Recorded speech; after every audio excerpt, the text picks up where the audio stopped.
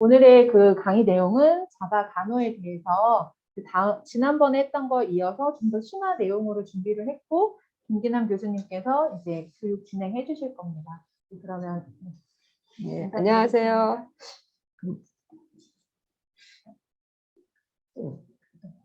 넘기고 넘기고 아마 저번에 또 하신 것 같긴 한데, 그죠? 아니었나? 이번에는 저번에 걱정하셨잖아요. 그 얘기는 들었는데 집에 가서 생각하면은, 그래서 꼭 저희가 강의한 내용 중에 꼭 지켜야 될 거, 이거는 제가 이제 프린트로 좀 해왔는데요. 그건 이따가 말씀드릴게요. 그래서 저번에도 아마 얘기했을 거예요. 당뇨 환자는 우리가 약을 잘 먹어야 된다, 뭐 막 이런 얘기 있었잖아요. 근데 혹시 아픈 날의 관리에 대해서 저번에 얘기 들었나요? 아니에요? 네.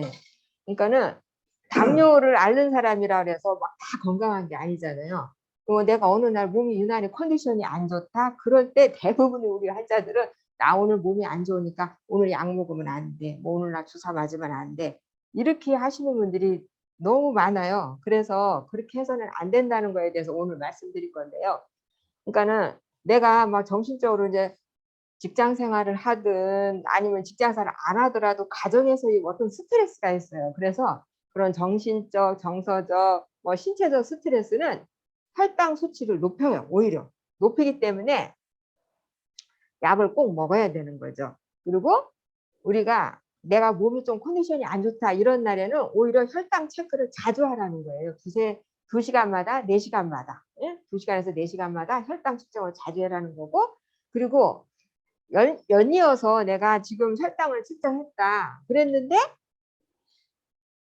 300 이상이 연이어서 2번 나왔다 그러면 반드시 의사 선생님한테 곧바로 가시라는 거죠. 그냥 이거를 나 300 이상 나왔네 하고 그냥 지나치시면 안 된다는 거고, 그리고 구토 또는 설사 또는 열이 상당히 38도 이상 이거를 만약에 내가 있다, 그리고 또 음식이 먹기 정도 힘들 정도로 몸이 좀 그렇다 그러면 빨리 병원 가셔야 되지, 이거를 그냥 내가 끓이면은 그 응급 상황이 발생하기 때문에 사람이라는 게 그렇더라고요. 제가 응급실에 있어 보니까 응급 상황이 발생했을 때 얼마나 빨리 대처할 수 있는가는 그 사람의 그날 운인 것 같아요.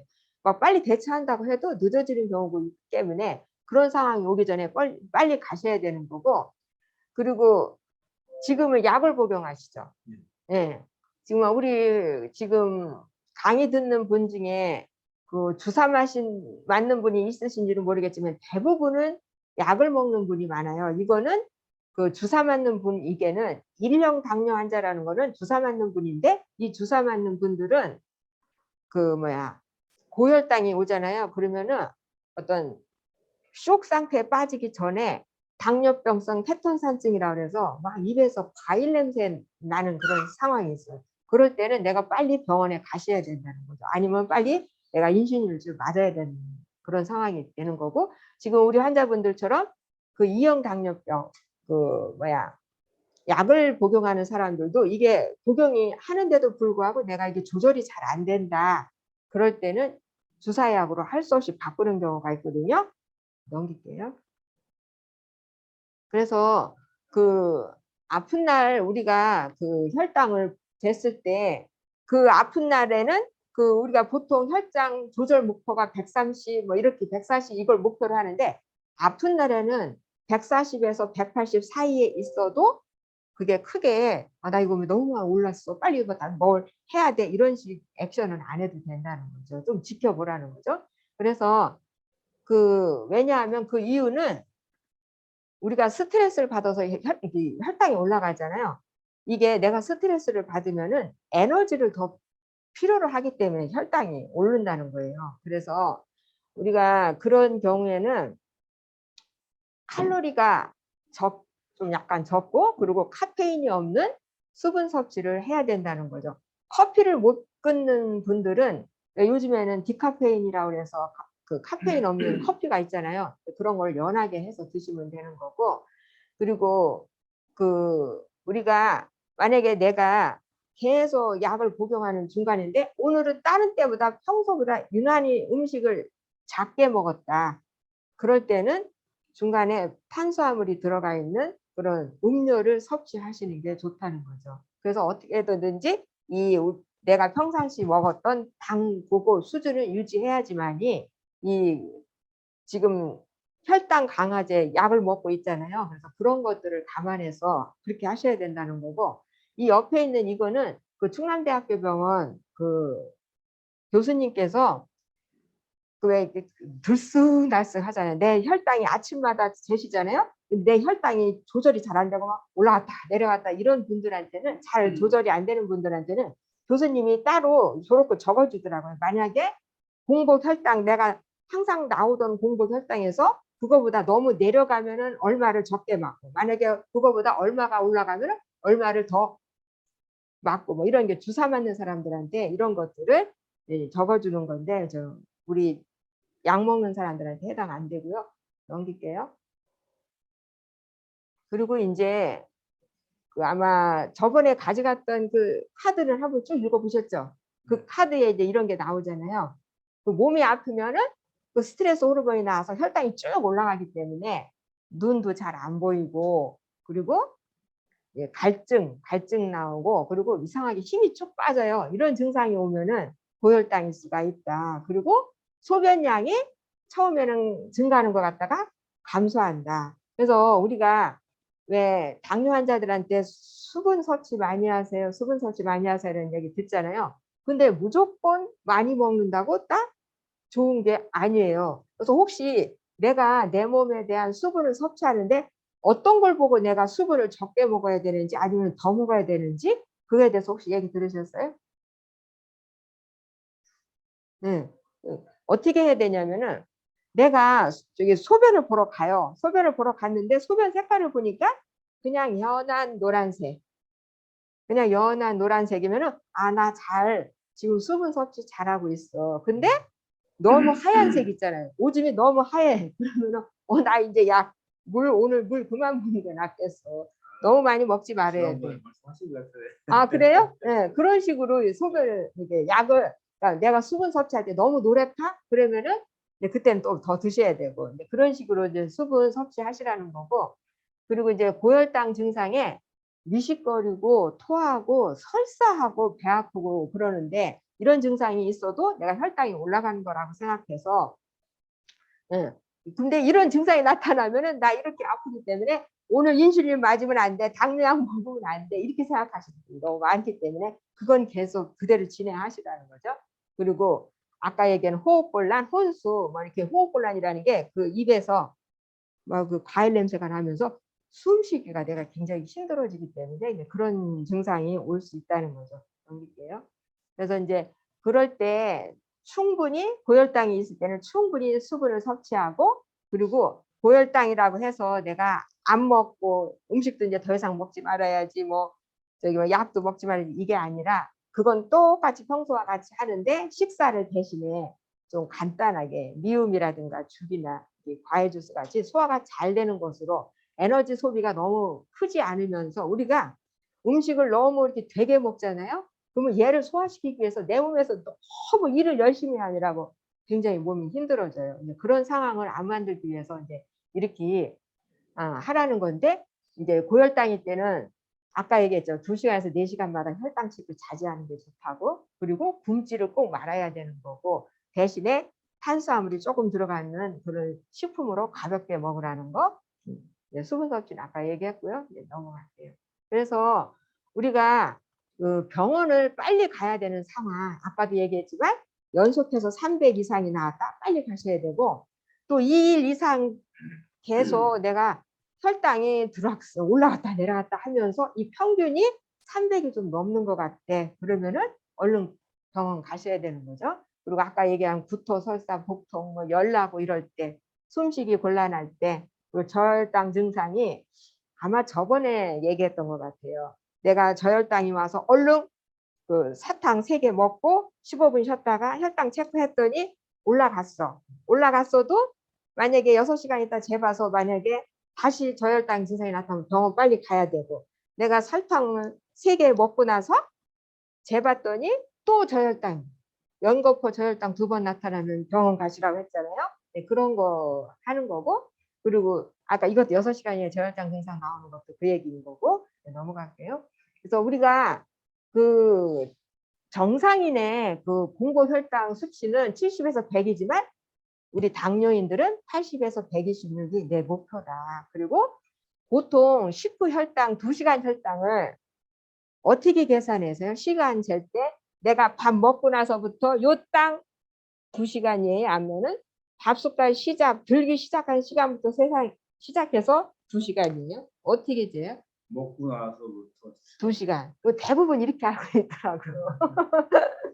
근데 정확한 시간은 내가 밥 숟갈 들기 시작한 이 시간부터 해서 2시간 됐을 때 이 혈당 체크하는 게 가장 정확하다고 하시더라고요. 그래서 그때 우리가 이제 180이 목표죠. 그러니까 200까지는 그래도 봐준다 이렇게 해갖고 뭐 180에서 200 이렇게 얘기하시는데 그건 거고, 당화혈색소라는 거는 우리 정상인은 보통 5.7 미만인데 우리 당뇨인들의 목표는 7% 미만. 그러니까 6.9까지는 그래도 그게 우리 목표다 이렇게 얘기하는 거고요. 그래서 하여튼 당뇨 증상이 음식도 자꾸 많이 먹고, 그리고 소변도 많이 보고, 그리고 물도 많이 먹는다고 하는 건데 이런 증상이 있어요?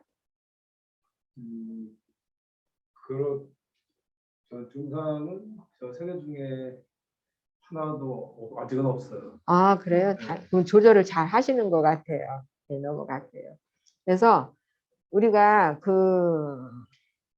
먹을 때 저도 요새 이제 이것 때문에 자꾸 공부하다 보니까, 그러니까 우리의 가장 당뇨인의 가장 큰 적은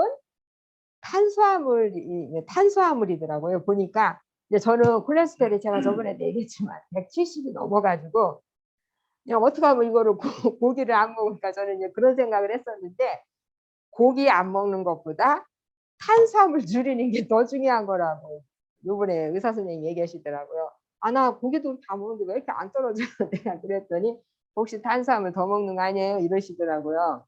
그래서 그러니까 이게 지방도 물론 조절을 해야 되지만 탄수화물 조절이 참 중요한 거더라고요. 왜가 우리 몸에 들어가서 간 그쪽으로 들어가 갖고 다시 이런 나쁜 거를 만드니까 얘를 줄이는 게 맞는 거고, 그리고 하여튼 저번에도 얘기했죠. 단백질 먹는 거의 중요성. 이 단백질이 그 혈당을 덜 올라가게 하고 근육을 만들어주고 그러기 때문에 얘 단백질이 몇 끼마다 굉장히 중요하다는 거. 그리고 지방은 하여튼 필수이면서도 우리한테 조금만 지나쳐도 우리한테 해로운 거죠.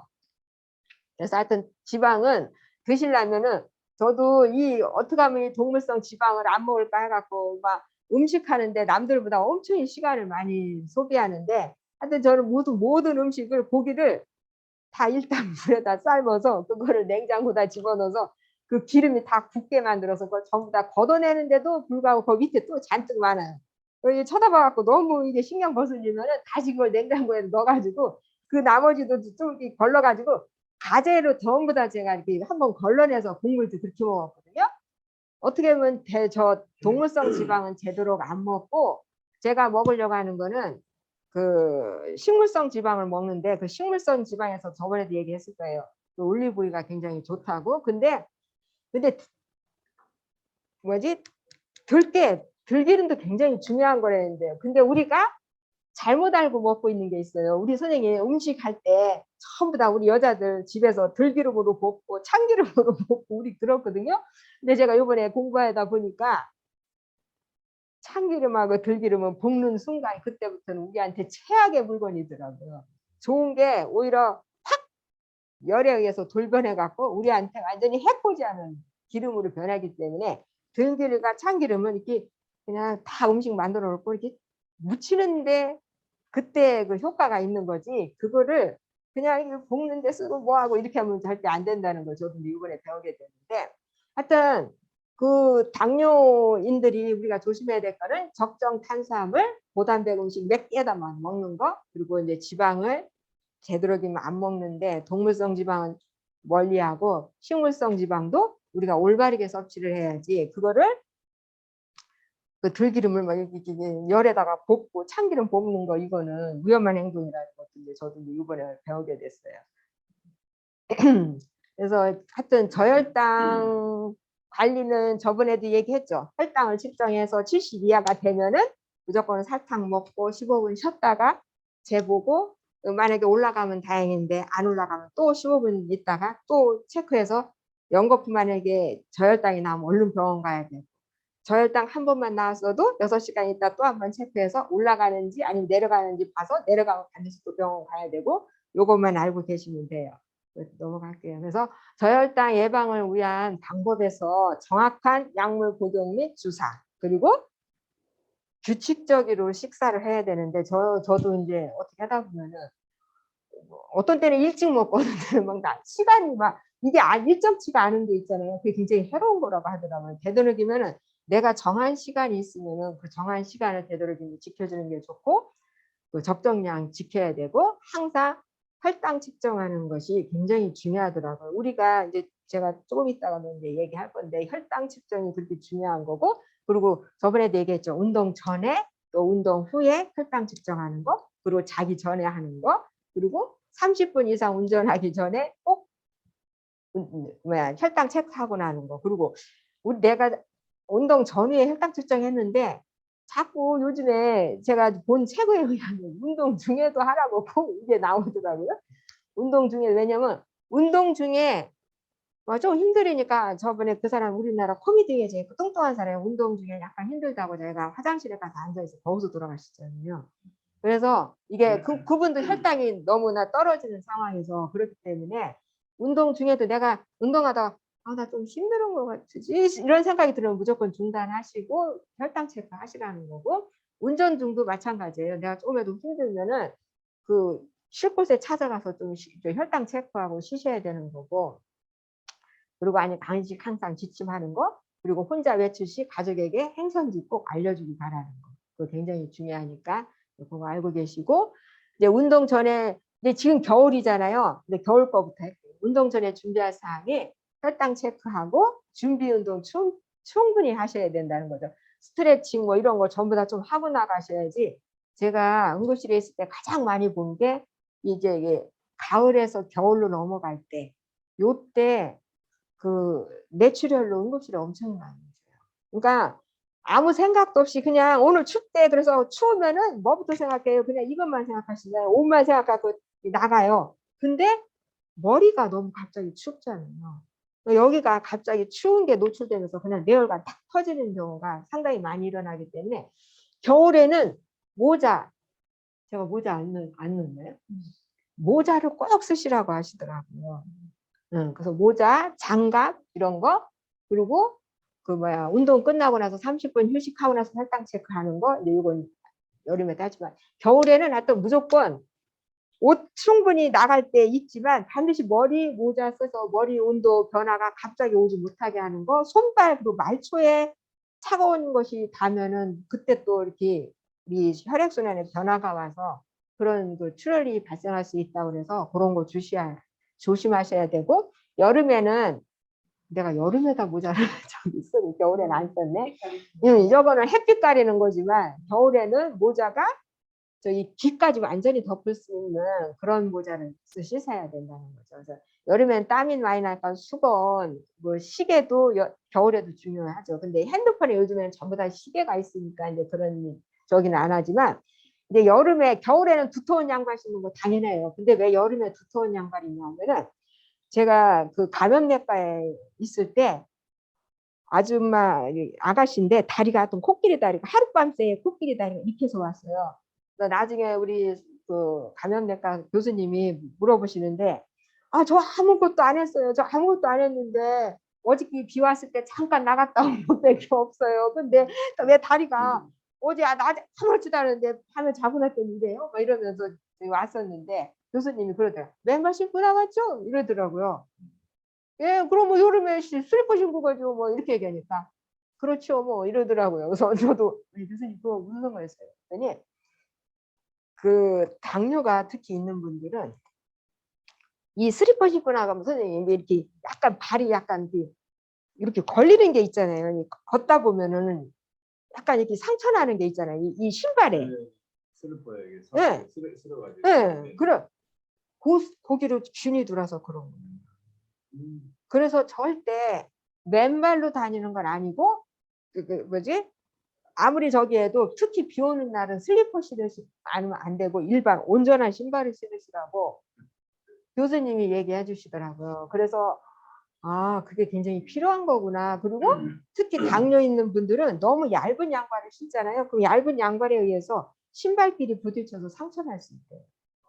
그래서 여름에도 되도록이면 두터운 양말 신는 게 좋고, 이제 신발도 마찬가지. 저번에도 얘기했지만 신발도 발에 너무 딱 맞는 거 아니고 항상 좀 여유분이 있어가지고, 응?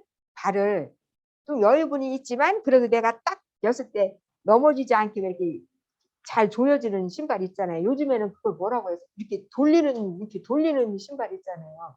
운동화. 아, 저도 그게 너무 편하더라고요. 예. 저도 전부 다 신발 그거를 바꿨는데, 그렇게 좀 이렇게 좀 크면서도 내 발이 편한, 응? 그리고 딱 걸을 때 잘 걸을 수 있는 그런 신발이 굉장히 중요하다는 거죠. 그래서 이런 거 하시고요. 준비하셔야 되고. 넘어갈게요. 이제 스트레스 관리는 이제 아까 얘기했지만 규칙적인 생활 습관, 그리고 적극적인 마음가짐. 저도 이거에 대해서 이 적극적인 마음가짐 저번에도 얘기했죠. 진짜 뭐든지 아우 나는 저거 하기 싫고 막 나 저거 내가 하면 안 되더라 항상 뭐 이런 생각 가지면은 안 된다고. 내가 할 수 있다고 하고 내가 포기하지만 않으면은 진짜 뭐든지 되는 것 같아요. 어제 영화 그 로베르토 바조라고 이탈리아에서 엄청난 그 뭐 축구 선수더라고요. 근데 그 사람 일대기를 그린 영화를 제가 어저께 봤는데, 정말 이 무릎이 다 나가가지고 220반으로 꼬맨 그 상태에서 재활에 성공해가지고 그 이탈리아의 그 올림픽을 뭐 이렇게 승리를 이끈 그런 축구 선수라네요. 그 사람이. 그래서 그 엄마 아빠한테 나를 사랑한다면 나를 죽여달라고 그랬지. 근데 이게 자기는 이제 축구 생명 끝났다고 그런 상황까지 갔던 사람인데, 자기가 그거를 이제 포기를 안 하고 하다 보니까 그런 날이 오더라고요. 네? 그래서 좀 이따 이제 얘기하겠지만 당뇨 환자분들은 아우 나 이거 하기 싫어. 너무 이거 여정이 너무 길고 지겨워. 이런 생각까지 지금 절대 안 된다고. 무조건 하시면 그 내 건강이 그대로 유지가 되기 때문에 이제 그런 희망을 갖고 해야 된다는 거죠. 그래서 그 명상이라는 게 별거 아니더라고요. 내가 좋아하는 영화를 보고 스트레스를 푼다든가 아니면은 음악을 듣고 뭐 요즘에 유튜브에 음악 기가 막힌 거 많이 나오대요. 그 요번에 국민 가수 된 남자 누구죠? 뭐 응. 나 이상하게 그 사람 노래 들으면 자꾸 눈이 나오네. 그러니까 그런 것들도 한번 그렇게 울고 나면은 속이 시원하고 그렇더라고요. 그래서 하여튼 이왕 자기를 이렇게 스트레스 푸는 방법을 하나씩 갖는 게 굉장히 중요하고, 그리고 이게 굉장히 우리한테는 필요한 것 같아요. 그러니까 지금 우리가 항상 뭐든지 돈하고 연관되고 일하고 연관돼서 그게 먼저 우선이잖아요. 뭐 하다 보면 항상 뭐 나에 관한 거는 뒤에다 뒤로 갖다 놓고 아이고 오늘 뭐 해야 되는데 오늘 뭐 회사에서 뭐 하라는데 뭐 어쩌고 저쩌고 해가면서, 그리고 이거는 돈은 어떻게 되고 어쩌고 하면서 항상 얘네들이 먼저 1순위가 되는데, 이제는 좀 어느 정도 나이도 드시고 이제 이랬기 때문에 지금 당장 막 그렇게 막 저기 한 것이 아니면은 항상 오늘 하루 시간을 짤 때 내가 내 건강을 위해서 해야 될 시간 요것만큼은 꼭 정해놔갖고 그걸 하고 나서 그 다음 거를 하니까 이게 유지가 돼요. 네? 저도 막 그 박사학위 논문 뜰 때 마냥 숙제가 막 한두 개가 아니까 막 마음이 막 급해갖고 이것부터 빨리 해야지 하는 생각이 들었는데도 이거 필요 없지 뭐. 내가 이거 박사학위 못 받으면 그만이고 오늘 안 하면은 내 몸이 어느 정도 상하면 그때부터는 영영 끝이다. 이런 생각을 가지고서는 진짜 제가 하루에 그 1122계단을 진짜 하루도 안 빼놓고, 그날 이브닝 그 퇴근하면은 11시거든요. 밤 11시에도 올라가요. 응? 아파트 그냥 계속 올라다니고 그랬었는데, 진짜 그렇게 제가 그렇죠. 지금 이제 따지면 이제 굉장히 오랜 세월 동안 그렇게 하는데, 그렇게 하는데도 불구하고 내가 콜레스테롤이 안 떨어지는 게 진짜 미치고 발짝 뛰는 거예요. 근데 그 교수님이 그러더라고요. 콜레스테롤이 LDL이 물론 나쁘기는 굉장히 나쁜데 HDL이 좋기 때문에 그렇게 크게 걱정할 건 아니라고 그렇게 얘기는 하시더라고요. 그래서 제가 그만큼 운동을 많이 해서 그래도 그나마 그게 유지되나 그런 생각은 들어가더라고요. 그리고 이제 금주가 반드시 금주를 해야 되는데 이 금주가 이 혈당을 조절을 얘가 올리잖아요. 자꾸 그 혈당을 올리는 것뿐만이 아니라 내가 혈당 조절하는 능력을 자꾸 얘가 능력을 떨어뜨리는 거예요. 이 술이. 그래서 얘를 먹으면 안 되더라고요. 네? 지금 당장 얘가 막 혈당 올리는 게 이게 문제가 아니라 내가 지금 조금이라도 이렇게 능력이 좀 살아나려고 이렇게 발돋움하고 이러는 게 와갖고 탈싹 주저앉히게 만들고 그러니까 얘를 꼭 그리고 흡연 역시 제가 흡연이 얼마나 안 좋은 걸 제가 봤냐면은 제가 분만실에 있었어요.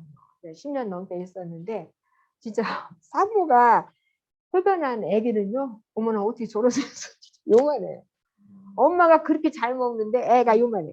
애가 하나도 안 자라요. 그냥 나중에 까무잡 해가지고 어머나 어떻게 저렇게 될까 하는 정도로 그거는 애기한테 가야 되는 이 혈관 담배가 들어가잖아요. 연기가 그럼 혈관이 이렇게 넓었던 혈관이 쫙 쪼그라들거든요. 그러니까 애기한테 가야 되는 그 영양분이 못 가잖아요. 그런 것처럼 우리가 담배를 피우면 이렇게 넓었던 혈관이 확 짜부러지면서 뇌혈관이니 심혈관이 이쪽으로 가야 되는 혈관 피들이 제대로 못 가니까 거기에 있는 이 세포들이 다 고장이 나는 거예요. 손상을. 그래서 이 흡연은 안 된다고 하는 거거든요. 그리고 다음으로 볼게요. 이제 잡곡밥 권장하는데 저도 처음에 이거 지금 이제 한 3개월 됐는데요. 잡곡밥 먹기가 그렇게 힘든 거예요. 우리 아저씨가 특히 막 이거 못 씹었어 막 이러가면서 하도 뭐라 그래갖고 나도 좀 먹기가 불편해서 안 먹었는데 내가 우리 신랑한테 이게 잡곡밥 이거 일단은 먹어보자. 무조건 막 거칠다고 뭐라 하지 말고 일단은 먹어보자. 그래서 그 잡곡밥 그 기리하고 뭐라 그러는 까무튼 거 뭐 있더라고요. 이태리 뭐 이집트 뭐 어디에서 나오는 뭐 잡곡이 좋은 거 있다 그래서 그걸 넣어갖고 보리쌀하고 근데 보리가 혈관을 깨끗하게 하는데 그렇게 좋은 거래요. 그래서 제가 보리 못 넣게 하지 마. 내가 보리 한번 넣어볼 테니까 먹어보자 해서 먹었는데 이 보리를 넣어서 밥할 때랑 안 할 때랑 밥솥 뚜껑이 틀려요. 보리를 넣어서 밥을 하잖아요. 밥솥 뚜껑이 깨끗해요. 근데 아니 이놈의 보리가 안 들어가면 밥솥 뚜껑이 지저분해서 볼 수가 없는 거예요. 그래서 이런 그 찌꺼기 이런 것도 다 이게 보리가 가라앉히는 뭐는 작용이 있나? 내가 우리 아저씨 보고 이거 좀 봐봐. 이렇게 차이 나잖아. 어저께랑 완전히 틀리지. 막 이러면서 얘기했던 우리 신랑이 가만히 있더니 그럼 보리 넣어. 그러더라고요. 그러더니 이제 작정을 하고 본인이 이제 이제 보리 먹어야 된다는 걸 이제 봤잖아요. 씹다 보니까 야 보리 넣어서 먹으니까 밥이 꼬숩고 맛있네. 그냥 넣어 이제. 그래가지고 이제 저희가 이제 보리쌀을 지금 반반 넣어서 먹는데 오랫동안 씹게 되니까 입안에서 꼬숩더라고요. 씹으면 씹을수록 단맛이 나면서 그리고 화장실 가는 것도 좋아지고 그래서 제가 이제 보리에 대해서 쭉 찾아보니까 얘가 혈관 청소하는데 그렇게 좋은 거더라고요. 보리가.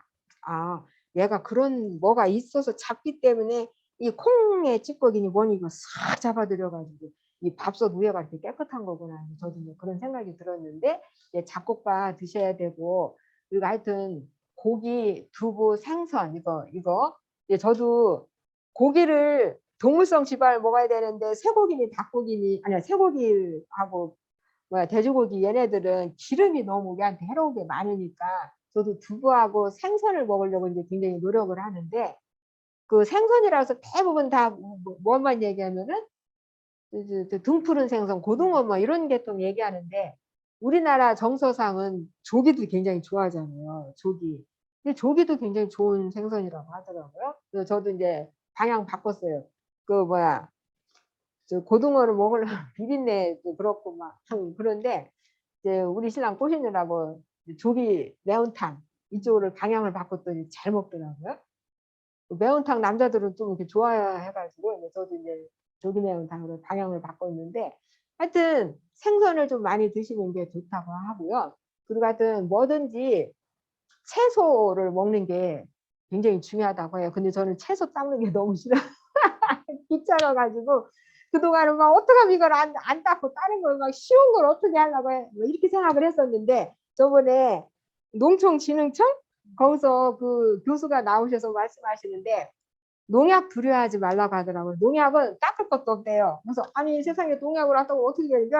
뭐 저기 뭔 소리 하는 거야 하면서 제가 이렇게 들어보니까 농약은 다 수용성이래요. 그래서 물에다 5분 정도만 담으면 농약은 다 쓸에서 내려간대요. 그래서 일단 5분 동안 담그고 다시 또 헹궈갖고 또 한 번 5분 동안 담그고 세 번째 깨끗하게 헹구면 농약은 다 빠져나갔다고 생각하면 되는 거라고 하시더라고요. 그래서 그때부터 이제 채소 사는 거에 대해서 이제 겁이 좀 든다는 거예요. 이걸 어떻게 닦을까 맨날 그것 때문에 막 그 뭐지 브로콜리인가 뭐시겠니 그 닦는데 아주 그냥 질려 죽어가지고 내가 이제 그거 안 먹는데 그 이게 녹으면은 이렇게 다 빠져나간다고 하니까 하여튼 채소를 많이 드시는 게 좋다고 하더라고요. 대신 채소를 먹는데 내가 콩팥에 뭔가 이상이 있는 사람은 채소도 많이 드시면 안 되니까 적당량 드시면 되는 거고요. 하여튼 장아찌 젓갈 이런 거 김치 이런 거 많이 드시면 안 된다고 하는 거고 그리고 간식 먹을 때 하여튼 정기 식사 외에 간식을 먹을 때도 저지방 우유하고 과일도 조금씩 드셔야 되지 많이 드시면 안 된다고 하는 거고 운동 얼마나 하세요? 하루에 뭐 걷기 운동만 하는데 한 평균 한 1시간 반에서 2시간 정도. 굉장히 많이 하시네요. 그러면 뭐 근력 운동 하실 것도 있겠네. 다리 걷는 게 가장 중요하긴 하다고 하더라고요. 근데 저도 이제 걷는 거 하다가 근력 운동 때문에 스쿼트 이제 좀 하는데 스쿼트 하는데 이렇게 좀 힘들더라고요, 저는. 근데 그게 굉장히 이 허벅지 근육 키우는 데는 그게 가장 좋은 거라고 그래서 이제 저도 이렇게 하는데 하여튼 근력 운동이 이 노인의 건강을 좌우하는 거는 근육량이라고 하더라고요. 그래서 그렇게 걷는 거 굉장히 좋으신 것 같아요. 혹시 걸을 때 다리가 뭐 뒤에 뭐 땡긴다거나 그런 거 없어요? 그 몇 년 전에는 좀 그런 증세가 있었는데 지금은 많이 없어졌어요. 그래요. 많이 걸으니까. 다음으로 갈게요. 그래서 하여튼 아까 나온 거 혈압이 보통 그러니까 우리가 140에서 90 되면 그때부터 고혈압 순으로 들어가는 거예요. 그래서 우리의 목표치는 120에 80이거든요. 정상인도 120에 80. 근데 여기 당뇨에서는 130에 90. 요거까지는 그래도 다 봐주는 순위인데 이제 되도록이면 1차 목표가 우리는 120에 80이다. 그래서 이 목표치를 알고 계시고 지금 혈압은 어떻게 돼요? 들쭉날쭉한데 한 평균 그 하이 수치가 한 130 정도. 네. 잘하고 계시네요. 네. 그다음에 이제 그 다음 가요. 그래서 이제 이거는 평상시 운동을 전혀 하지 않고 중간형 인슐린으로 혈당을 조절하고 있던 환자가 당뇨 환자가 교육 후에 내가 오늘 운동해야 되겠다. 오늘 막 운동을 1시간 이상을 했어요. 안 하던 사람이 갑자기 그러면은 어떻게 해야 될 것 같아요? 아무래도 운동을 안 하던 사람이 하게 되면 좀 뭔가 좀 밸런스가 깨지겠죠. 네. 그래서 평소와 똑같은 양의 인슐린을 맞을까요? 아니면 그보다 조금 적은 양을 맞을까요? 조금 적은 양을 맞는 게 낫지 않을까. 글쎄요, 그게 그러니까 평상시보다는 조금 적은 양, 평상시보다 많은 건 안 되고 조금 적은 양 그렇게 하고 운동 끝난 후에 그 30분 있다 혈당 검사하고 만약에 저혈당이 나오면 그 15-15 저번에 얘기한 거 있죠? 그걸 하시면 되고 그리고 만약에 그 운동으로 떨어진 혈당을 보충하기 위해 평소보다 더 먹는다? 이건 아니에요. 그러니까 내가 혈당 검사를 했을 때 어느 정도 혈당이 유지가 됐잖아요. 그러면은 더 이상 거기에 추가로 먹는 거 아니고 저혈당이 왔을 때나 이런 걸 추가하는 건데 그 필요 이상 그걸 섭취하는 건 아니고 다음을 갈게요. 그러니까 이거는 이제 인슐린 주사 맞는 사람이에요. 지금 먹는 약이죠. 그래요? 인슐린이 자신이 주사하는 인슐린의 종류, 이름, 모양 이런 것들을 전부 다 좀 알면서 하시는 게 좋은 거라고 하는 거고, 그리고 하여튼 그 초속효성이냐 속효성이냐 요거에 따라서 식전에 투여하여서 그 식후 혈당을 조절하는 게 있고, 그 장시간 영어는 그 잠자는 시간 동안에 그 공복을 조절하는 거거든요. 그래서 굉장히 약마다 그게 틀려요. 작용 시간이. 다음으로. 그래서 인슐린이라고 하는 건 어떤 거냐 하면은, 이 먹는 그 인슐린이라고 하니까 다들 어떻게 생각하냐면은 인슐린을 내가 먹는다고 생각해요. 그러니까 경부 혈당 강화제라는 약이 얘가 내가 인슐린을 먹어줘가지고 이걸 조절해 주는 거다 이렇게 생각하시는데, 대부분이 그렇게 생각하시는데 그게 아니라 얘는 들어가서 그 췌장에서 인슐린이 좀 더 나오게 만들어서 그 인슐린들이 내 그 혈당을 조절하게 하는 거지, 이 약 자체가 인슐린이 아니라는 거죠. 네, 그런 거고, 그 당은 우리 몸속에서 이 당이 이렇게 있잖아요. 피 속에 당이 있으니까는 설탕 성분이 있으니까 끈덕끈덕 하잖아요. 근데 얘 끈덕끈덕한 게 있으면은 혈액순환이 늦어지니까 이 끈적끈적한 것들을 어디다 갖다 줘야 되냐면 근육 속으로, 지방세포 쪽으로 들어갈 수 있게 해주는 게 우리가 지금 이 인슐린 먹는 약 종류들이 그런 역할을 하는 거예요. 네. 그리고 그러니까 하여튼 췌장을 자극을 해서 얘가 기능이 좀 떨어져 있는 얘를 자극을 해서 인슐린 더 나오게 이렇게 자극을 주는 거라는 거죠. 그리고 또 이 약은 우리 몸에서는 이 간에서 오히려 포도당을 만들어요. 포도당을 만들어줘. 우리가 왜 저기 금식하고 있는 상황에서도 멀쩡하게 잘 살고 있는 것이 간에서 포도당을 만들어주기 때문에 그런 가능한데, 이 간에서 포도당 만드는 거를 그만 만들어 하면서 자제시키는 역할을 한다는 거죠. 그리고 그 장에서 이 그 포도당이 들어가서 다당류로 변하지 않고 장에서 소화해서 흡수, 몸속으로 확 들어가서 피 속에 돌아다니지 못하게 그 흡수를 억제시키는 역할을 하는 게 이 인슐린 약이라는 거죠. 다음에는 그 약 종류에, 이제 이거는 드시는 약 종류에 혹시 그 설폰 요속에 바이구아나이드계 이런 약들이 있는데 혹시 먹는 약 중에 메트포민 있어요? 그 뭐죠? 아니면 아마릴, 디아미크론, 다오닐, 글루레논, 다이그린 혹시 이런 약 있어요? 내가 먹는 약에?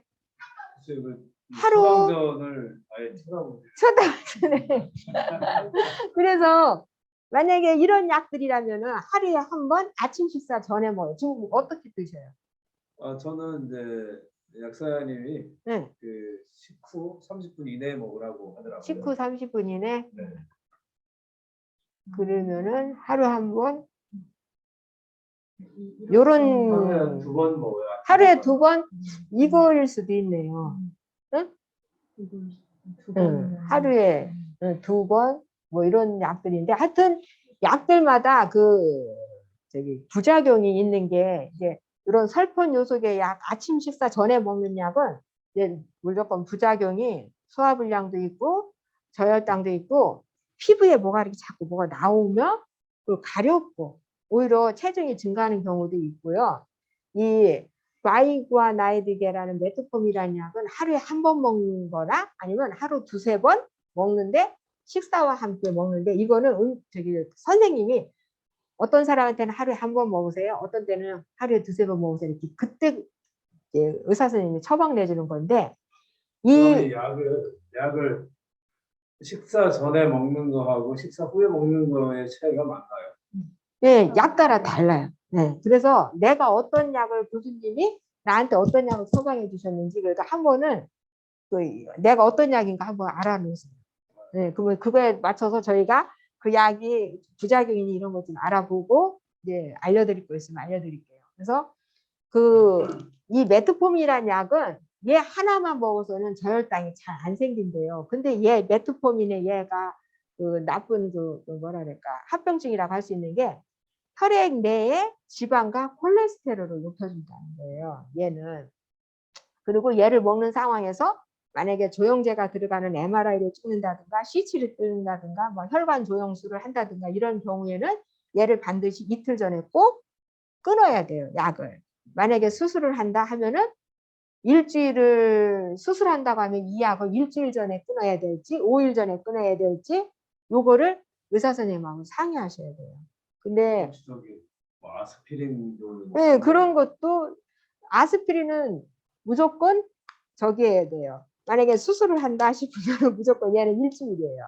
일주일 끊어야 돼. 그거는 제가 뭐 아, 그래요? 저도 아스피린은 지금 먹고 있는데 아스피린도 만약에 수술한다고 하면은 끊어야 되는 약이거든요. 다음.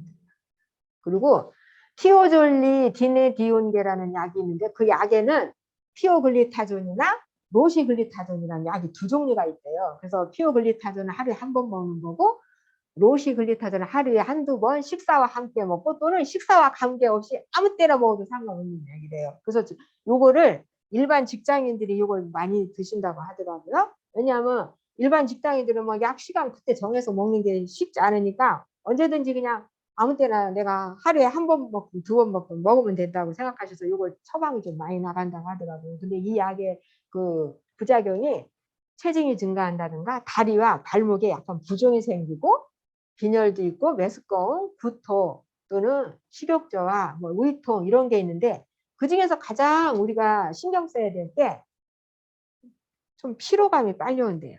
피로감이 빨리 오고 얼굴이 약간 노래지고 그리고 소변이 굉장히 진해져요. 이런 증상이 나타나면은 빨리 의사 선생님하고 상의하셔야 돼요. 그리고 만약에 여성분인 경우에는 만약 여성분이면서 경구 피임약을 복용 중인 사람이 있어요. 네? 왜냐하면 그 여성 질환 때문에 드시는 분도 있고 뭐 이제 그런데 만약 이런 분이라면은 따로 그 피임 기구를 꼭 사용하셔야 된대요. 왜냐하면 피임 효과를 떨어뜨린대요. 그래서 이제 이런 약을 드시는 분들은 이제 그런 거 신경 쓰셔야 되고 그리고 DDP4 그 억제제라는 약이 있는데 거기에는 시타글리틴이나 자누비아라고 이제 보통 이름이 그렇게 돼 있는데 얘는 하루에 한 번 먹는 건데 그 부작용이 저혈당이나 상기도 감염 증세가 나타나는데 코막힘, 콧물, 인후염, 두통 이런 것들이 저도 이런 약 먹는 것 중에 이런 게 좀 나타나는 게 있던데 이런 것도 좀 있으면은 그래도 의사 선생님하고 상의하셔야 된다는 거죠. 이거는 그 혹시 그 지금 줌으로도 보시는 분 중에 그 약 주사약, 인슐린 주사약 혹시 뭔지 아세요?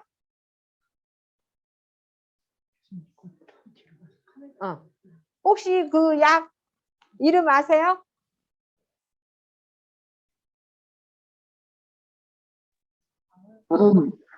알약 왕자 알약 다이아맥스.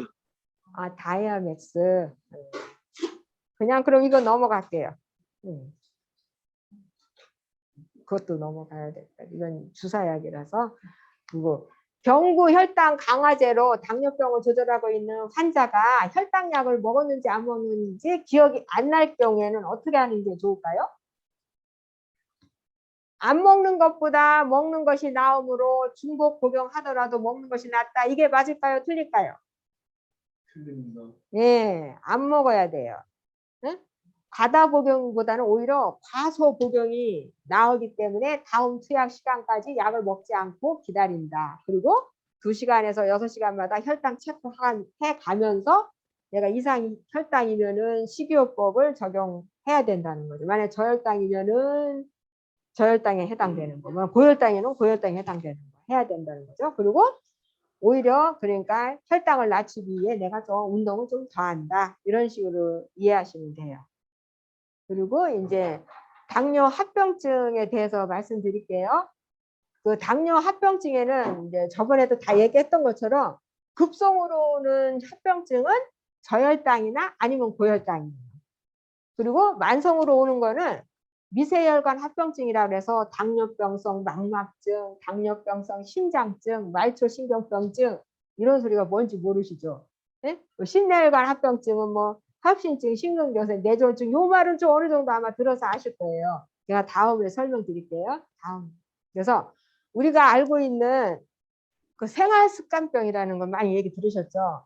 당뇨나 고혈압이나 고지혈증 이게 생활 습관병이에요. 그런데 이제 다음에 이제 당뇨에 대해서 말씀드릴 거지만 우리가 고지혈증이라는 말이 이제 옛날에는 우리는 다 고지혈증이라고 했어요. 근데 요즘에는 어떻게 얘기하시냐면은 왜냐면 콜레스테롤 중에도 나쁜 놈, 좋은 놈 이렇게 있어갖고 여기 지금 HDL이라는 얘가 좋은 콜레스테롤인데 얘는 높아야지 돼요. 남자는 40 이상이어야 되고 여자는 50 이상이어야 되고 이 밑에 있는 LDL이라는 얘가 나쁜 놈이에요. 얘는 100 이하로 내려가야지만이 좋은 거기 때문에 이거를 고지혈증이라고 하는 거는 어폐가 있다 해서 이상 지질혈증이라고 요즘에는 그렇게 얘기해요. 네, 다음으로 넘어갈게요. 그래서 요 세 가지 그거에 대해서 이제 비교를 해볼게요. 당뇨 하면은 따라오는 게 아까 뭐 말초 신경병증 뭐 어쩌고 저쩌고 했잖아요. 뭐 망막에 뭐가 오고 뭐 이게 다 이거를 말하는 거예요. 당뇨가 있잖아요. 올 수 있는 합병증이 뇌경색이라는 얘기 많이 들어봤죠. 뇌 혈관이 얘가 딱딱해지면서 굳어지면서 혈류를 이 피가 못 통하게 해서 이제 병이 나는 거잖아요. 심근경색, 심장에 또 그런 게 있어갖고 또 난리 나는 거고, 심부전이라고 하는 거는 콩팥이 무너지는 거예요. 그래서 꼭 투석을 해야 돼요. 그리고 실명이 되는, 아까 당뇨병성 망막증이라는 게 실명을 말하는 거예요. 그러니까 눈이 정말 이거 믿어지지 않는데 걔가 18살짜리예요. 근데 그 젊은 애한테 실명이 오더라고요. 당뇨 조절이 안 되니까. 어머나 나는 참 그거 보고 너무 진짜 놀랐는데 이 당뇨를 좀 이렇게 관리가 잘 안 되잖아요. 저 실명이 그냥 어느 날 하루아침에 오신다고 하더라고요. 우리 그 환자분이 얘기하시는데 나는 이게 이렇게 한꺼번에 그냥 느닷없이 내가 이렇게 눈이 안 보이는 거라고 상상도 안 해봤다고 하시더라고요. 그냥 어느 날 갑자기 그냥 눈이 그냥 아예 안 보이신다고 하더라고요. 그리고 아까 말초 병경증이라고 하는 게 이 발, 손 이런 데에 그 말초까지 피가 안 가니까 이게 썩어요. 그래서 절단을 하게 돼요. 하지절단, 상지절단이. 근데 저희가 손가락 자르는 거는 진짜 1년에 뭐 한 두세 건밖에 안 받지만 이 발가락, 여기 발목 이 자르는 건 진짜 많이 돼요. 그래서 당뇨 하면은 얘 5가지가 항상 따라붙어요. 뇌경색, 심근경색, 심부전, 실명, 하지절단. 그래서 이런 것이 안 오게 하려고 우리가 이렇게 막 귀찮게 막 이걸 해는 거예요. 이거 얘가 안 따라붙으면 이거 이렇게 막 신경 쓰지 않아도 되죠. 뭐하러 막 그렇게 막 해야 되는데 얘가 이렇게 따라붙는 거예요. 그리고 고혈압 역시 마찬가지예요. 고혈압 우리가 얘를 혈압을 유지를 못 시키잖아요. 그러면은 뇌경색, 뇌출혈, 심근경색 이거 따라붙어요. 거기다가 심장부전이라고 하는 거는 이 심부전이라고 하는 게 심장에 부전이 온다는 거는 이 심장이라고 하는 역할을 쫙쫙 이 짜줬다 폈다 짜줬다 폈다 이걸 해야 되잖아요. 이것이 안 되니까 여기에다가 기계 심잖아요. 이걸 인위적으로 심장을 짜주라고 다 기계를 심거든요. 그런 상황이 오기 때문에 굉장히 이것도 위험 부담이 큰 거죠. 그리고 심부전이라고 하는 게 아까 얘기한 투석해야 된다는 거. 그래서 고혈압도 얘를 조절을 못하면 이게 따라붙어요. 얘네가. 그리고 고지혈증이라는 거, 이거 이상지질증. 얘 역시 우리 몸에 얘가 있으면 뇌경색, 심근경색, 얘 따라붙거든요.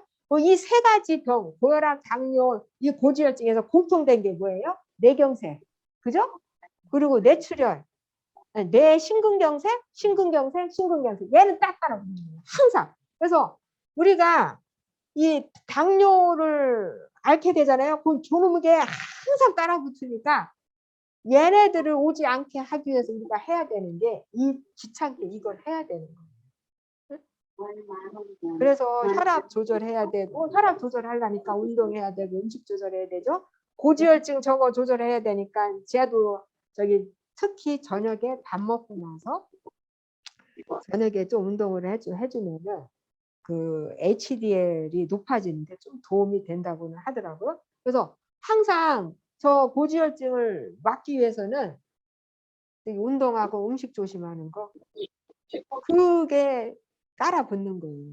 왜 내가 이거를 심각하게 운동하고 음식 조절하고 뭐 그게 왜 중요한 건지 좀 느껴지시죠?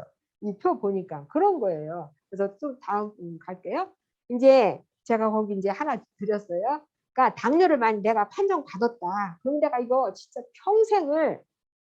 평생을 지켜야 되는 거예요. 그리고 저도 병원에 지금 다니는 입장이지만 우리 의사 선생님이 알아서 하라고 하겠지 이렇게 생각하면 천만의 말씀이에요. 항상 내가 나 꼭 적어놔야 돼. 나 오늘 당화혈색소 검사했다. 그러면 날짜 적어놓고 며칠 날 또 나는 그때 가서 해야 돼. 이걸 내가 요거 제가 이제 드리는데 이걸 보면서 내가 이걸 관리를 하셔야 돼요. 그래서 자가혈당을 우리는 그러니까 경구혈당제를 먹는 분들은 대부분 한 번밖에 안 해요. 하루에. 근데 아무리 못해도 하루에 2번은 해야 된다. 최소가. 그러니까 눈 뜨자마자 한 번. 그리고 아침 3시 세끼 중에 2시간 혈당 재는 거. 밥숟갈 뜨기 시작해서 2시간 됐을 때 혈당 체크하는 거. 요것만큼은 꾸준히 하셔서 그거를 그 의사 선생님이 볼 수 있게 내가 그 의사 선생님한테 갈 때마다 나 3개월 동안 이렇게 했어요 하고 보여주셔야지 그 선생님이 그걸 이렇게 판단하실 수 있게. 예? 그러니까 내 병을 어떤 식으로 판단해서 나한테 약이 바뀔 건가 아니면 그대로 나갈 건가 줄여줄 건가 높여줄 건가 이런 것들을 판단하실 수 있게 그걸 해주는 게 굉장히 중요한 거거든요. 그래서 그렇게 하고 당화혈색소 측정은 내가 만약 6.5 이하로 계속 내가 조절이 잘 된다 하면은 6개월마다 뭐 3개월에서 6개월마다 이렇게 하셔도 된대요. 근데 만약에 6.5 이상이면 꼭 3개월마다 해야 되는데 이걸 의사 선생님한테 맡기지 마시고 꼭 내가 체크해 갖고 내가 내 달력을 딱 만들어 가지고 거기다가 나 요 날은 당화 혈색소 체크하는 날 뭐 이런 것들 다 하시라고요. 혈압 관리도 집에서 맨날 혈압 재시죠? 많이. 아니요, 이거 재야 돼요. 그 혈압계 얼마 안 비싸요. 그래서 혈압 재는 거 습관 들이셔야 되고 콜레스테롤 이것도 관리. 그러니까 갈 때마다 내 요번에 피 검사에서 나 콜레스테롤 얼마나 나왔어요? 하고 꼭 물어보셔요. 그래서 내가 내 콜레스테롤 LDL이 얼마고 HDL이 얼마고 요거를 꼭 알아면서 나 이렇게 좀 저거보다 좀 높아졌어. 그러면 나 좀 더 조심해야 되지. 뭐 이렇게 하면서 이걸 내가 자꾸 관리를 하셔야 되는 거예요. 그리고 단백뇨 검사를 이걸 잘 안 하시더라고요. 우리 의사 선생님들도 잊어버리고. 근데 이 단백뇨 검사를 최소 1년에 한 번은 꼭 하셔야 돼요. 그래야지 내 신장이 어떤 변화가 있나 없나를 꼭 봐야 되는 거고 눈 검사도 1년마다 그러니까 의사 선생님한테 신경 쓰시지 마시고 내가 선생님 저 눈 검사하고 싶은데요 해서 내가 하는 거예요. 그러니까 내가 안과 가면 되는 거잖아요. 예. 1개월에 한 번씩 하고 있어요. 그래요? 네. 그걸 꼭 하셔야 돼요. 뭐? 어디로 가는 거냐? 시프트? 페이지 다운. 네? 시프트? 선생님 왜 안 넘어가지? 그래? 그리고 그 감각 검사라는 게 있어요. 이거를 지금은 내과를 다니시잖아요. 꼭 내가 챙기셔야 돼. 신경과에 가셔가지고 감각 검사 해야 되겠다고 나 지금 당뇨 앓고 있는데 내가 이걸 감각 검사 받고 싶다 하면은 해줘요.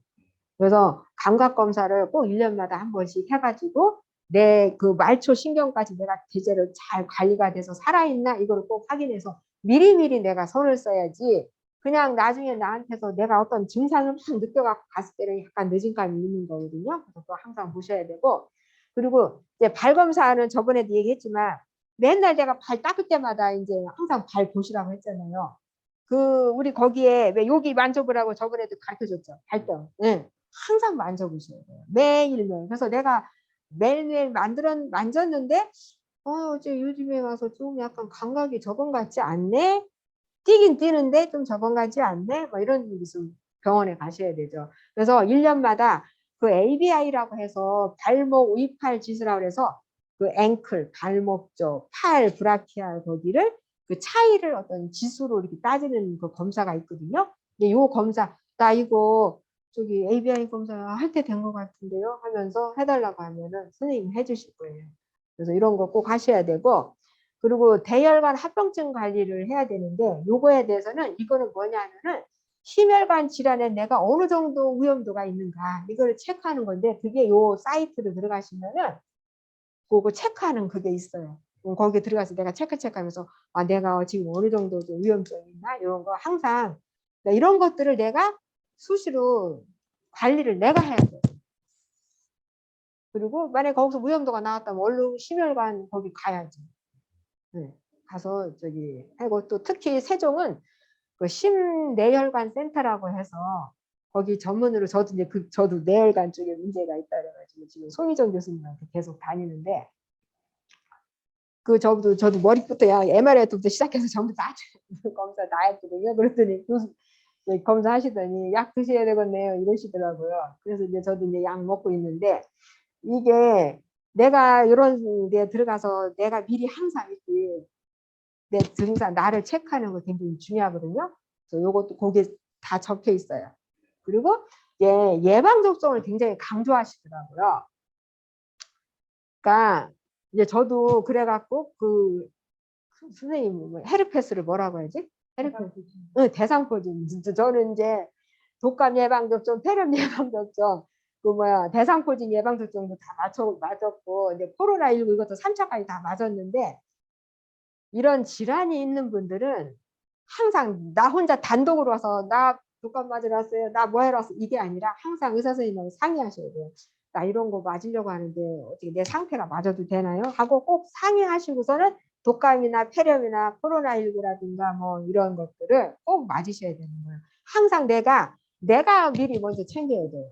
그냥 누가 나 맞으라고 그게 아니라 그거 해야 되고 또 이제 마지막으로 제가 이제 암검진을 넣었는데 이 암검진도 저기 남들이 하라고 하니까 하는 게 아니라 국가검진에서 하라는 거 있잖아요. 그것도 안 하시는 분들이 있는데 국가검진에서 하는 것도 꼭 해야 되지만 내가 스스로 나 내시경 한 지 2년 됐네. 그럼 가서 해야 돼. 나 대장 내시경 한 지 2년 됐네. 그럼 가서 해야 돼.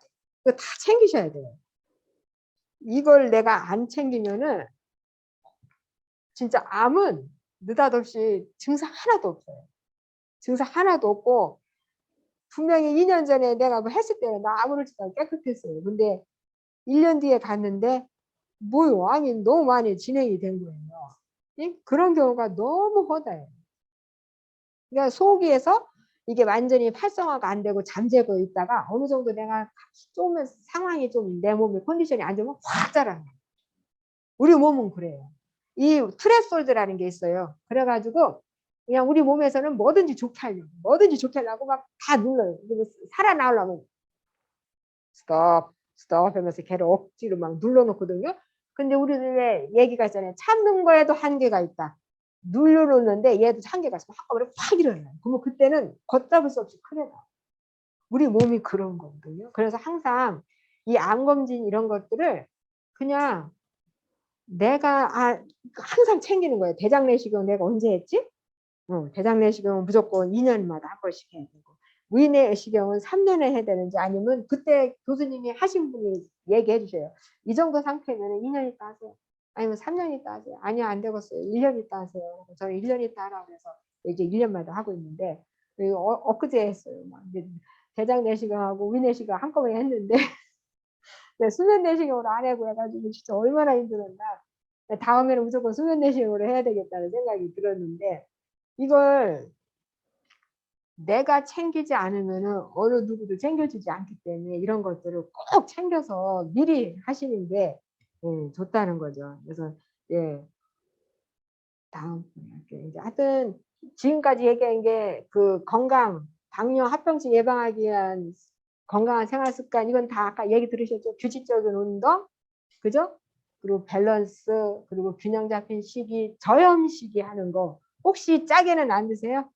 네, 뭐 그게 짜게 네, 저염식이 그리고 하여튼 체중 적정하게 관리하는 거 그리고 하여튼 6개월에 5kg 정도는 뺄 수 있는데 그 이상 막 이렇게 너무 무리하게 빼려고는 하시지 말라는 거. 너무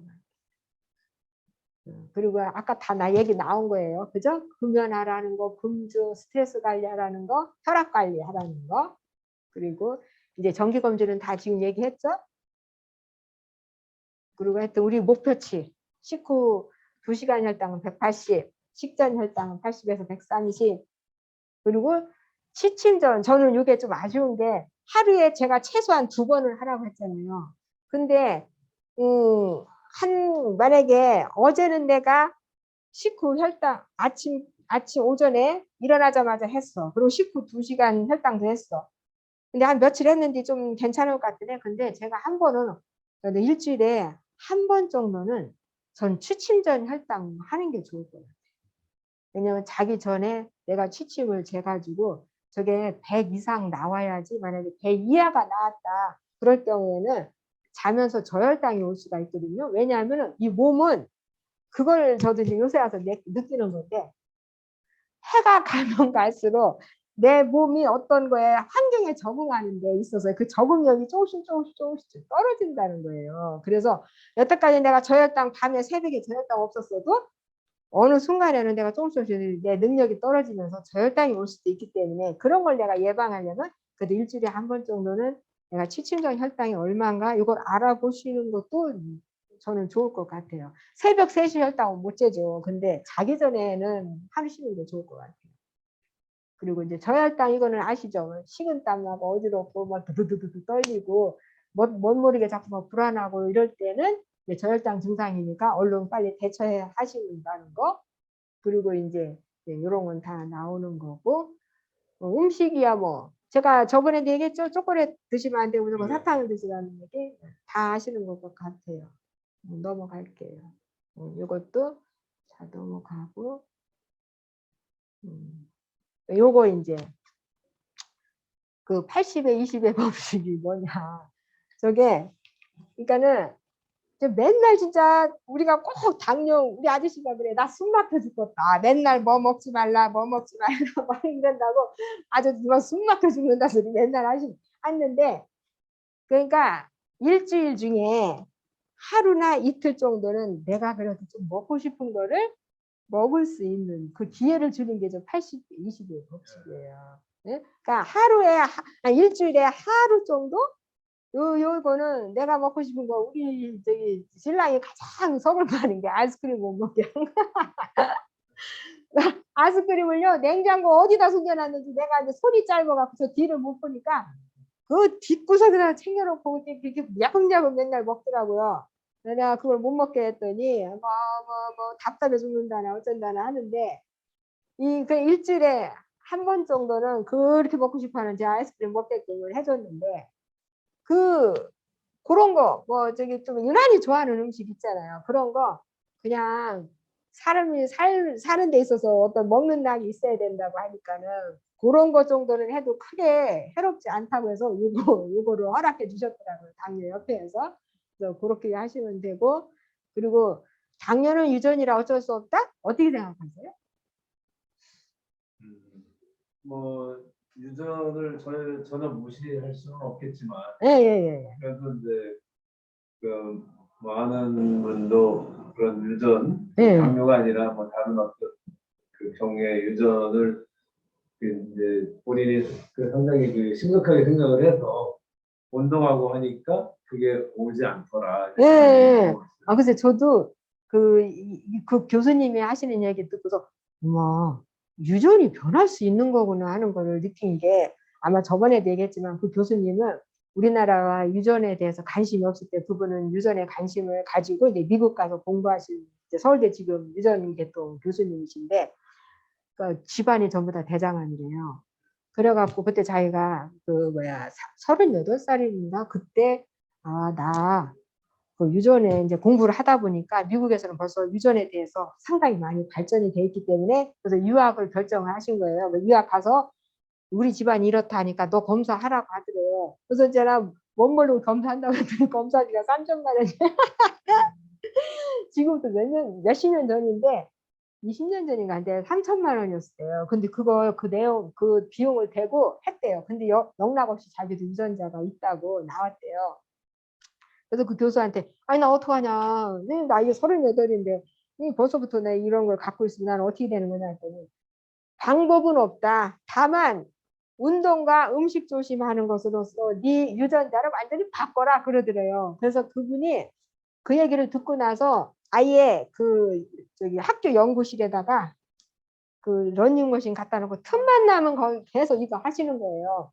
계속 막 땀을 흠뻑 흘릴 정도로 하시고 진짜 음식 조심하셨는데 그렇게 하고 나서 거기서 여기 이 서울대 병원이 뭐 유전 이걸 차린다고 그래갖고 여기로 교수로 온 거예요, 이분이. 그러면서 여기 하면서 이제 우리나라가 유전 저거 검사하는 게 보험이 됐다네요. 그래서 뭐 3, 40만 원밖에 안 들어간대요. 그래서 요번에 자기가 했다네. 그랬더니 하나도 안 나왔대. 그러면서 유전자는 변한다. 그러니까 운동으로 해서 얘 세포가 활기차게 변할 수 있게 우리가 그러니까 운동도 운동이지만 음식 조심을 하고 해주니까 이게 변하더라 이렇게 얘기하셔서 유전이라 어쩔 수 없는 게 아니라 내가 노력한 만큼은 변한다는 거예요. 저도 이제 그 얘기 듣고 굉장히 놀랐는데 그러니까는 우리가 다음 검사나 시술할 때 주의할 점 아까도 얘기했지만 예. 금식을 요구하는 검사가 있잖아요.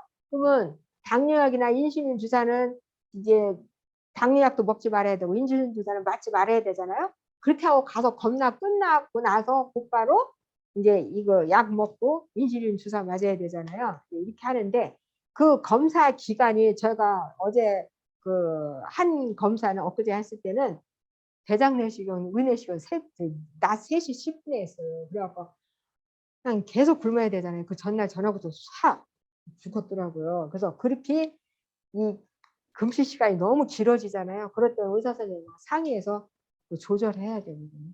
이거를 반드시. 그래서 그 약 먹는 사람도 조절해야 되지만 특히 주사 맞는 사람은 더 이걸 꼭 의사 선생님과 금식 시간을 조절해야 된다는 거죠. 그 다음에 하고 그리고 이제 지금 아스피린 드신다고 했잖아요. 그러니까는 제가 이번에 스텐트 했는데 스텐트 하고 나서 지금 또 대장 내시경을 하는 거잖아요. 그러니까 이 아스피린 끊으라고 하더라고요. 이 소화기과 교수님은. 그래서 내가 다시 우리 혈관외과 선생님한테서 저 이거 아스피린 먹고 있는 거 이거 소화기 내과에서 먹지 말래요 일주일. 그랬더니 교수님이 당장 전화하시더라고요. 여기 스텐트 한지 얼마 되지 않아서 지금 끊으면 안 된다. 그러니까 그냥 하라고 하더라고요. 그래서 저도 이번에 할 때 그 아스피린 끊지 않고 그냥 했거든요. 근데 다행히도 조직 검사를 하지 않아가지고 이제 그렇게 했는데 그렇게 그냥 한쪽에서 내가 먹는 약을 또 이쪽에서 나보고 끊으라고 했을 때 반드시 상의하셔야 돼요. 그래서 교수님들끼리 서로 전화 연락해가지고 합의점을 찾으시더라고요. 그럼 알겠다. 그러면 여기에 준해서 하겠다 그러시더라고요. 그래서 아마 저를 만약에 제가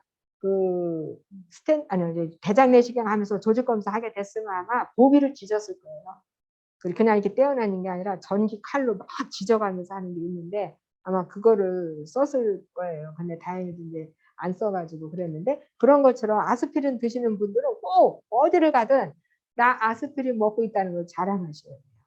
뭐 검사한다고 하면은. 그래서 그 의사가 판단하게끔 하시고 내가 양쪽을 다니면은 양쪽에서 다 얘기해서 그분들이 상의해서 결정할 수 있게 해주는 거 굉장히 중요하거든요.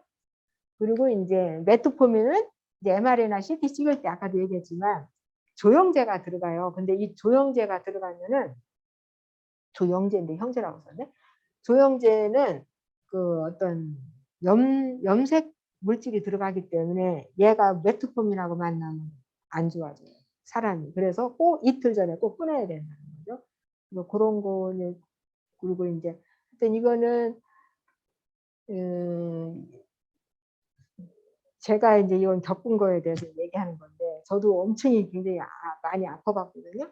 근데 제가 그렇게 아파보니까는 내가 죽으면 우리 애를 누가 키울 건가 이런 생각까지 다 하고 제가 우리 언니한테 언니가 키워라 그런 생각까지 하게 됐었는데 그때 떠오르는 거는 내가 참 미련한 사람 가장 중요한 게 뭔데 내가 건강한 게 굉장히 중요한 거잖아요. 제일 중요한 게 다른 거 딱 필요 없다. 왜 내가 그 건강에 대해서 이렇게 소홀히 했을까? 이 세상에서 가장 중요한 거는 난데 그런 생각이 들더라고요. 이 세상에 진짜 제일 중요한 게 저는 그 다음부터는 계속 가끔가다 제가 제정신이 나서 이렇게 조용해진 상황이 되면은 저에 대해서 기도를 많이 해요.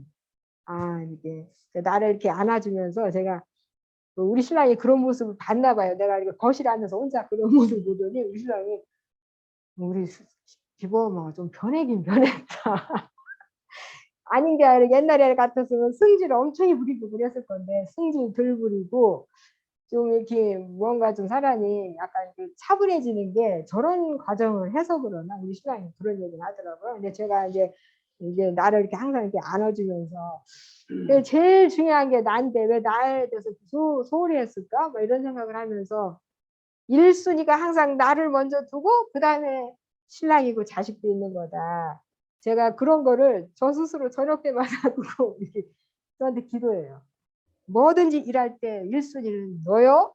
그런 것들을 제가 항상 그 과정을 이렇게 하는데 그게 오히려 저한테 많은 변화를 왔던 것 같아요. 아마 그런 과정이 없었으면 제가 박사학위 공부한답시고 그 늦은 나이에 58이나 되는 그 나이에 한다고 껍죽거리지 않았을 것 같은데 하여튼 좀 그런 생각이 들어가요. 제일 중요한 게 나라는 거. 그리고 한 번쯤은 이제 조용히 내가 당뇨에 대해서 어떻게 나를 내가 이 당뇨에 대한 나의 태도, 나의 마음가짐이 뭔가 한번 생각해 보시고 그리고 이렇게 나에 대해서 어떤 정리를 하면은 이 판단이 되더라고요. 저는 그랬어요. 내가 지금 문제점이 뭐지? 내 건강에서 문제점이 뭐지? 그럼 나는 어떻게 해야 되지? 뭐 이렇게 하면서 그걸 한번 제가 이렇게 쭉 해보니까 옛날에는 그냥 막연히 생각할 때는 실천이 잘 안 됐는데 그렇게 해보고 나니까 그 실천하는 그 의지가 굉장히 강해지더라고요. 그리고 또 뭐든지 모르게 하여튼 좀 많이 달라졌대요. 제가 우리 환자들이 저한테 그래요. 수강사님 옛날보다 많이 얼굴 좋아졌어요. 저한테 우리 환자들이 얼굴 많이 좋아졌네요. 막 이러시는 사람들이 꽤 있었거든요. 그래서 이 건강이 좀 많이 표는 나나 보다. 옛날에는 맨날 얼굴색이 굉장히 안 좋았다고 하더라고요. 제가 어떻게 뭐가 좋아졌어요? 전 잘 몰라요. 그랬더니 얼굴색이 상당히 좋아졌어요. 이런 얘기를 하시더라고요. 그래서 뭔가 틀려서 이제 우리 이제 여러분들도 가서 나 나름대로 나를 관리하기 위해서 뭔가 이렇게 한번 나를 만나는 시간이죠. 나와 진정한 대화를 하는 시간을 가지면서 그걸 한번 글로 적어보는 게 굉장히 중요한 것 같아요. 좀 뭐랄까 어때요? 이제 여태까지 제가 교육을 했는데 뭐 궁금한 거 있으면 말씀해 주세요.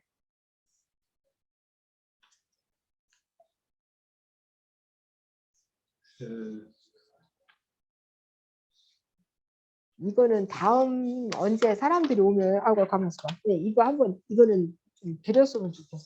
갖고 있으면서 저도 이거 집에 딱 걸어놨거든요. 그러면서 날짜 선생님 말씀에 빠져들다 보니까 궁금한 게 없어요.